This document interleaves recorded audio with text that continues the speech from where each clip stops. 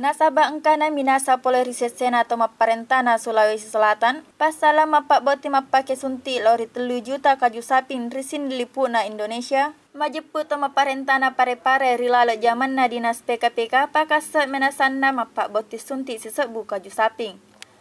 Napo ada kepala bidang peternakan dinas PKPK, Alena Wildana, narekok letuk makokoe engkana 524 kaju saping purai pak boti mapake pakaka sapas sunti. Paimang rilala pugang kakatai, engka si are-are pasal silasa masusa pugang kai dan nua pas suku sisek buka ju saping.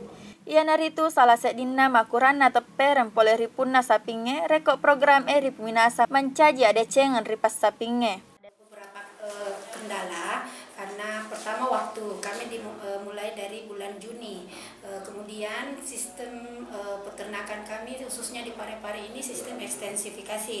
Nah itu kadang kami terhambat di situ karena untuk ternak mereka peternak itu kadang mencari makan di gunung. Nah, terus yang ketiga itu kendalanya juga kami alami adalah pengalaman masa lalu peternak, di mana mereka agak trauma dengan kegiatan kawin suntik ini. Mungkin karena kemarin ada mungkin kesalahan yang namanya manusia. Kami punya ada bukan kesalahan bagaimana, kesalahan yang tidak disengaja.